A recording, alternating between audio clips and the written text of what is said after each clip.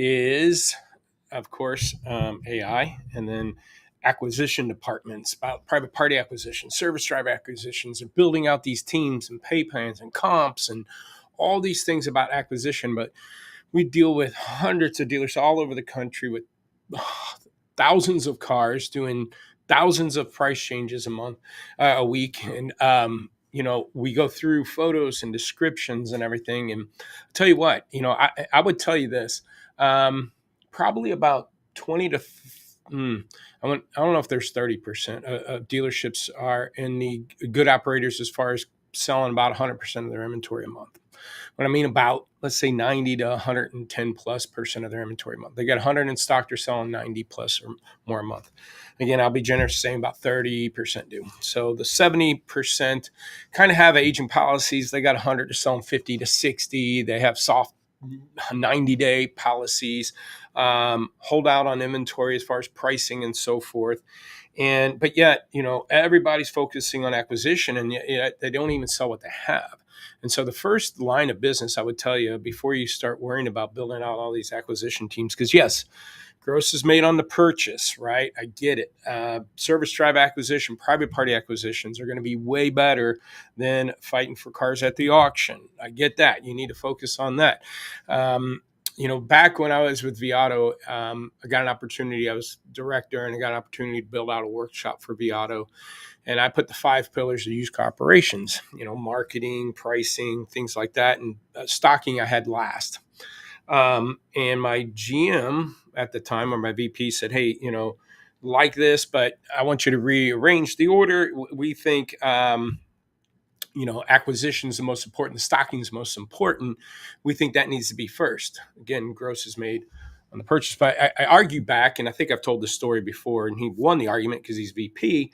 But, I believe a lot of acquisitions out of our control up until you build out a acquisition team and you cut off checks and, decide to take a trade or not. What I mean out of our control is, let's just even say I'm going to the auction. There's 1,000 cars running. I narrow it down to 100 that I want to buy, exactly down to the penny that I want to buy them for, and I get outbid on everything, right? I can't control that. I can't control what trades end up showing up at my dealership today. I can't say, hey, I'm going to price 5 cars, take in 3 of them. They're all going to have great day supply, right? And I've said this before, right? A purple PT Cruiser shows up on your oldest unit, you're trading for a purple PT Cruiser. So, that's out of our control. Yes, you can decide to take the car or not, write the check or not. I get it.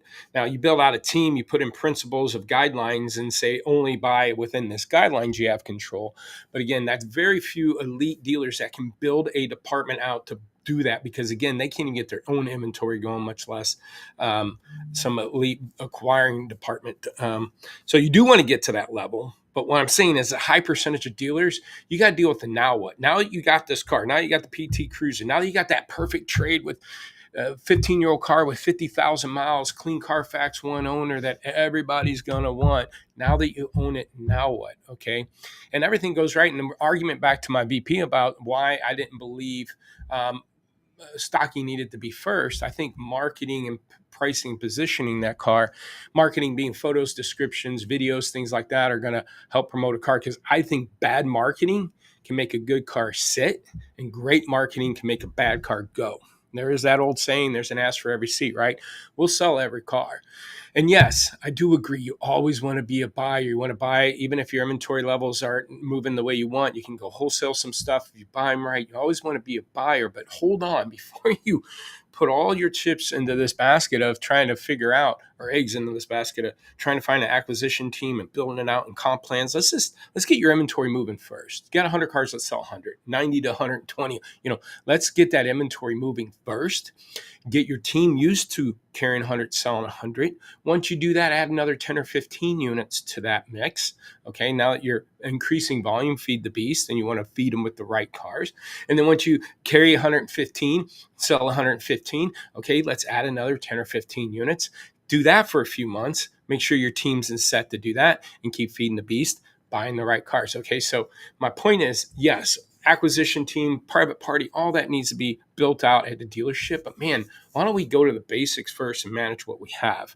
Okay, and I'm going to give you some examples for this. And this is really random. And I haven't played around with this much at all, you can do this yourself. Just go to, I like Car Gurus, cars.com. You could go to any of them. I picked up Car Gurus. A lot of it don't show the dealer's name and stuff. So I just did my zip code here, and their default on locations, a 50-mile radius, you can see here.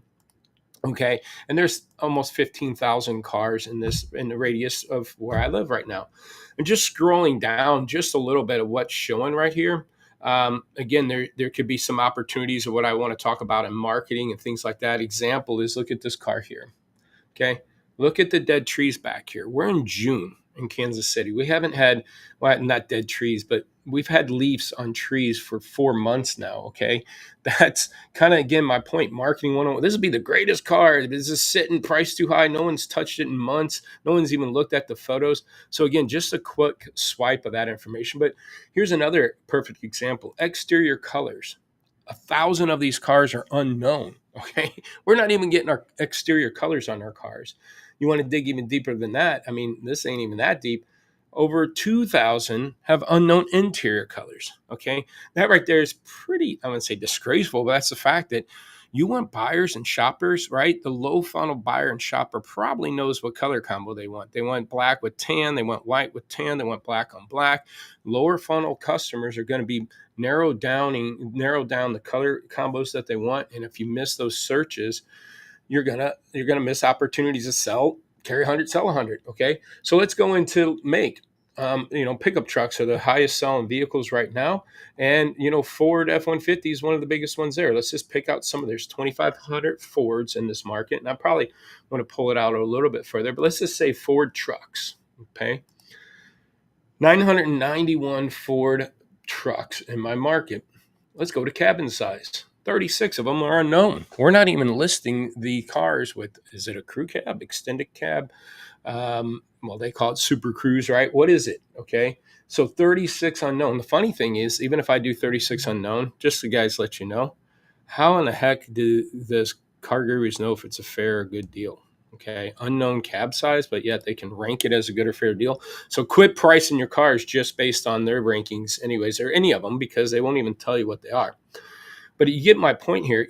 There are cars in here that have a cab size unknown. They don't have interior, exterior colors. Photos haven't been updated or touched in months, right? And yet we're going to work. Look at this truck here. Again, dead trees in the background. And it's just a matter of me clicking on a couple of these. There's going to be, trash. There's another trees in the background. And we're wondering why our inventory is moving. But yet, we're going to spend all this time and energy to figure out how to do private party acquisitions and service line acquisitions when we're not even taking care of our own lot. So my point being is, yes, I'm going to stop sharing my screen. You could go play around on the internet yourself. But my point being is, I've watched and managed to help enough dealerships for over 20 years on inventory management, 28 years in the business, but 20 years since 2005, helping dealers with the used car operations. And I'm telling you, about 20% of you can build out an acquisition team effectively and be focused on that and do it properly. In my eyes, this acquisition team that I compare it to, it's like the dealers that try leasing, okay, or try certificate. We tried certified, it don't work out for us. Well, really, did you try it? Because again, did we dedicate educating our team the benefits of certified or leasing? Did we, educate the consumers on certified and educate and leasing? Did we promote certified and leasing? No, we tried it for a little bit. It didn't work. We got pushed back, and then no one stayed on top of it, and it all fell apart. And we go, it just didn't work. And that's what I'm seeing with these acquisition teams and departments out there, right? Build this all out. We bid on 1,000 cars and got 10 of them, and people are getting frustrated, and we just kind of stopped doing it. Because again, it only works if there's great processes in place and a discipline and accountability for those departments. And if you're not turning your inventory at least 90%, 80 tops, but if you're not selling at least 90% of your inventory, let's do that first before you try to build out all this acquisition. And I mean, because here, if your lead management process ain't working, and we all know we could do a better job there, and your inventory process isn't working, then we're going to put in a whole new acquisition process. Let's get the first thing that needs to happen is getting your cars positioned. Matter of fact, I'm going to do this. I'm going to do a dealer workshop. We've done one years ago. And the dealer workshop that we're going to do is I'm going to do every step to inventory management.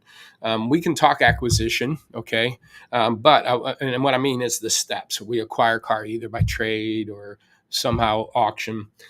Then let's talk about our turnaround time and the step best practices there. Then let's talk about pricing, photo describing, getting our inventory to the market effectively and marketing it. When we do that effectively, we get leads. So then let's talk about lead management, how to manage those effectively. And once we get leads, we sell cars, and then we have F&I. So I want to do a dealer workshop. We did one before. We did it here at our Olathe Car Museum. It was pretty cool, but we might just do it here in our facility.